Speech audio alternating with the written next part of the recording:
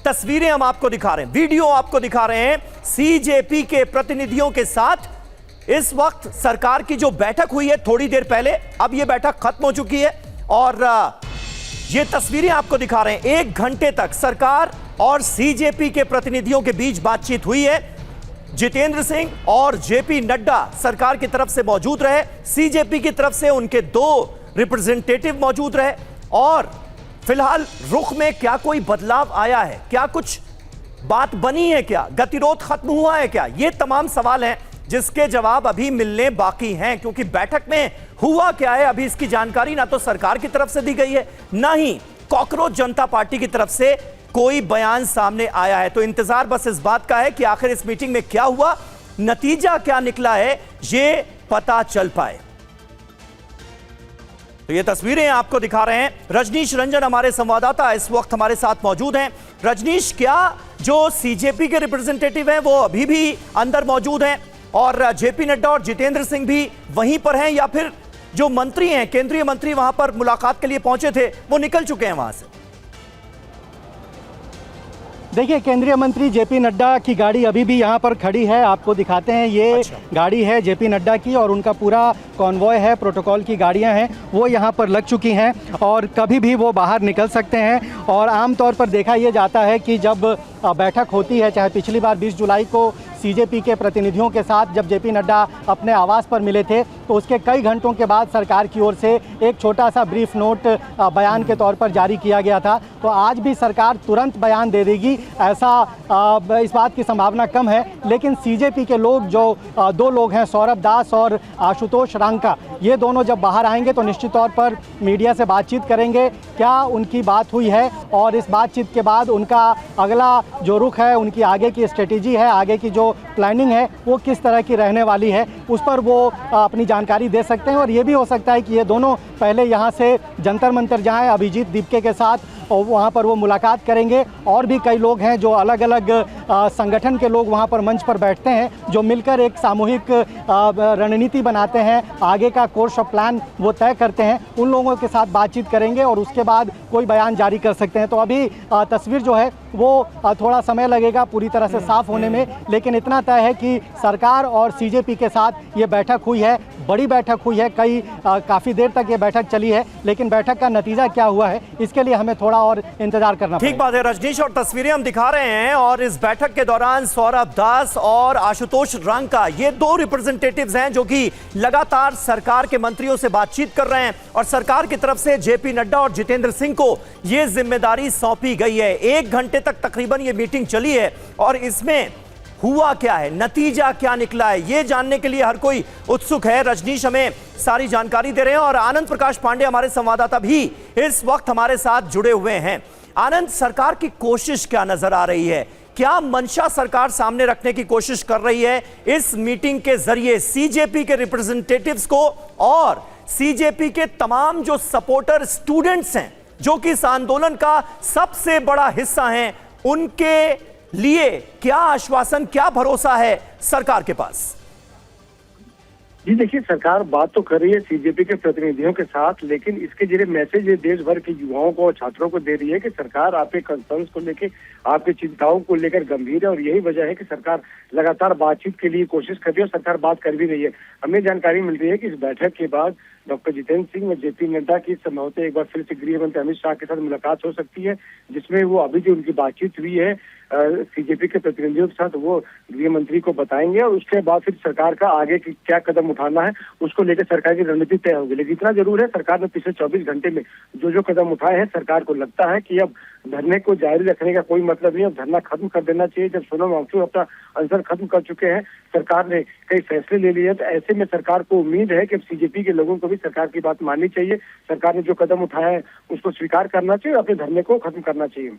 आनंद, लेकिन आपको लग रहा है क्या कि अब सोनम वांगचुक के अनशन खत्म करने के बाद सीजेपी पर एक तरह का दबाव है कि वो भी धरना खत्म करे, क्योंकि सरकार भी कई कदम आगे बढ़कर ये दिखाने की कोशिश कर रही है कि इस मुद्दे को लेकर वो कितना गंभीर है?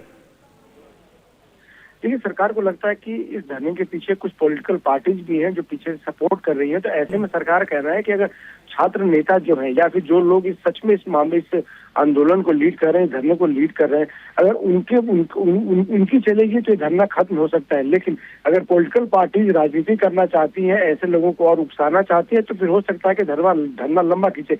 लेकिन ये काफी हद तक इस पर डिपेंड करता है कि अभी जो मीटिंग हुई है इसमें सीजेपी की तरफ से सरकार के प्रस्ताव पे क्या जवाब दिया गया है। अगर सीजेपी सरकार के प्रस्ताव पे तैयार हो जाती है, सरकार के कदमों से संतुष्ट हो जाती है, तो ये उम्मीद की जा रही है कि धरना खत्म हो सकता है। लेकिन इसके लिए भी थोड़ा इंतजार करना पड़ेगा, क्योंकि दोनों तरफ एक फेस सेविंग चाहिए। सरकार का कहना है कि जितना हम आगे आ सकते थे हम आए हैं, हमारी कोशिश सिस्टम को दुरुस्त करने की, परीक्षा प्रक्रिया को ठीक करने की है, हम उसको कर रहे हैं। तो दूसरी तरफ सीजेपी को भी ये बताना होगा कि अगर अपना धरना वापस लेते हैं तो जो एक मुख्य मांग थी कि धर्मेंद्र प्रधान का इस्तीफा, उसका क्या हुआ। तो जाहिर तौर पर दोनों तरफ अभी और बातचीत होगी, दोनों अपने अपने वापस कैंप में जाएंगे, जहां सरकार की तरफ से बताया जा रहा है कि जेपी नड्डा और डॉक्टर जितेंद्र सिंह की फिर से अमित शाह से मुलाकात हो सकती है। तो वह दूसरी तरफ सीजेपी के जो प्रतिनिधि है वो अपने जो लोगों के पास जाएंगे, उनसे चर्चा करेंगे, फिर उसके बाद। लेकिन आनंद, अभी सबसे बड़ा गतिरोध का विषय यही नजर आ रहा है कि धर्मेंद्र प्रधान का जो इस्तीफा डिमांड किया जा रहा है सीजेपी की तरफ से, और आप देखिए इसे पूरी तरह से इको करता हुआ ऑपोजिशन भी नजर आ रहा है। एक तरफ हम संसद में देख रहे हैं कि यही सबसे बड़ा गतिरोध का आधार बना हुआ है, ऑपोजिशन लगातार हंगामा कर रहा है। अभी हमने देखा राज्यसभा की कार्रवाई के दौरान जब वंदे मातरम पर बिल पेश किया गया, उस दौरान भी कहा गया कि भाई ये डिस्ट्रैक्ट करने की कोशिश है और धर्मेंद्र प्रधान के इस्तीफे से कम कुछ भी हम मंजूर नहीं करेंगे, पहले इस्तीफा हो उसके बाद चर्चा होने दी जाएगी। तो ऑपोजिशन और सीजेपी का रुख इस एक मांग को लेकर बिल्कुल एक नजर आ रहा है। आनंद जी बिल्कुल, लेकिन सरकार को ये लगता है कि हम जो राजनीतिक लोग हैं, जो अपोजिशन पार्टी है, उनसे तो हम निपट लेंगे, क्योंकि वो हमारी पिच पे है, यानी कि वो भी राजनीति कर रहे हैं, हम उसका जवाब देंगे। हाँ। लेकिन सरकार की चिंता जो है ये छात्रों को लेकर है, जो धरने में बैठे हुए। उनको ये लगता है कि छात्र जो है ये मैसेज नहीं जाना चाहिए कि जो देश अभी केंद्र में जो नरेंद्र मोदी की सरकार है वो छात्रों की नहीं सुन रही है, छात्रों के खिलाफ है, या फिर खास करके जो लाठीचार्ज हो उसके बाद से सरकार थोड़ा सा बैकफुट पे है, जिसके बाद सरकार ने पिछले 24 घंटे कई कदम उठाए हैं। तब सरकार को लगता है कि कांग्रेस पार्टी के विपक्ष उनसे तो हम निपट लेंगे, राजनीतिक तौर पर हम उनसे सियासी लड़ाई अपनी लड़ लेंगे। लेकिन सरकार इनको संतुष्ट करना चाहती है, उन छात्रों को जो इस आंदोलन का हिस्सा है, जो न सिर्फ दिल्ली में बल्कि देश के अलग अलग हिस्सों में प्रदर्शन कर रहे हैं। ठीक है आनंद, बिल्कुल आप हमारे साथ बने रहें और विट्ठल भाई पटेल हाउस का भी हम रुख करते हैं। जितेंद्र शर्मा वहां से हमारे साथ मौजूद हैं। जितेंद्र, ये बताइए कि 1 घंटे तक बैठक चली, ये खबर आ गई, यानी इसका मतलब ये हुआ कि बैठक खत्म हो गई है, और अगर बैठक खत्म हो गई है तो इसका नतीजा क्या निकला ये अभी तक बताया क्यों नहीं जा रहा है? जी बिल्कुल, देखिए समीर, मैं इस वक्त उसी कमरा नंबर 504 के बाहर मौजूद हूँ जहां पर ये मीटिंग हुई। तकरीबन 1.5 घंटे तक ये मीटिंग चली है कॉकरोच जनता पार्टी और केंद्र सरकार के बीच में। और अब इसका नतीजा क्या हुआ, हालांकि ये तो थोड़ी देर बाद पता चले, क्योंकि सबसे पहले जो कॉकरोच जनता पार्टी से जुड़े सौरभ दास हैं, जो आशुतोष रांका है, वो यहाँ से निकल चुके हैं, जबकि जो केंद्र सरकार के नुमाइंदे हैं जेपी नड्डा और इसके अलावा जितेंद्र सिंह, वो अभी भी बताया जा रहा है कि रूम नंबर 504 के अंदर ही मौजूद हैं। तो थोड़ी देर बाद पता चल पाएगा कि आखिरकार क्या बीच का समाधान निकाला गया दोनों तरफ से।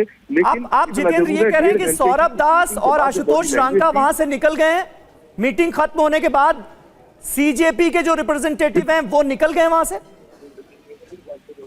जी बिल्कुल, देखिए सीजेपी के जो रिप्रेजेंटेटिव है वो मेरे कैमरे के अंदर कैद है, वहां से निकलते हुए उनको देखा गया। इसके अलावा जो केंद्र सरकार की तरफ से जेपी नड्डा और इसके अलावा जो जितेंद्र सिंह है, बताया जा रहा है। ठीक है जितेंद्र, रजनीश रंजन हमारे साथ मौजूद हैं। रजनीश, आपके पास क्या जानकारी है? जितेंद्र तो बता रहे हैं कि सौरभ दास और आशुतोष रांका वहां से निकल गए, तो मीडिया से उन्होंने बात नहीं की क्या? देखिए, इस वक्त मैं कॉन्स्टिट्यूशन क्लब के भीतर हूं और यहां पर इंतज़ार किया जा रहा है कि सरकार की ओर से या सीजेपी की ओर से कोई भी जो प्रतिनिधि हैं वो यहां पर आएं और मीडिया को बताएं कि बातचीत का नतीजा क्या रहा है। बाकायदा सीजेपी की ओर से यहां पर मीडिया को जानकारी दी गई है कि आप लोग अपने कैमरे लगा लें और किसी भी वक्त यहां पे बयान दिया जा सकता है, यानी कि मीडिया बाइट, साउंड बाइट यहां पर हो सकता है। तो इस वक्त इंतज़ार ही किया जा रहा है। दरअसल जो बैठक है वो इसके पास वाली बिल्डिंग बीपी हाउस में हो रही थी और ये कॉन्स्टिट्यूशन क्लब है, तो हो सकता है कि वो यहाँ आकर बयान दे।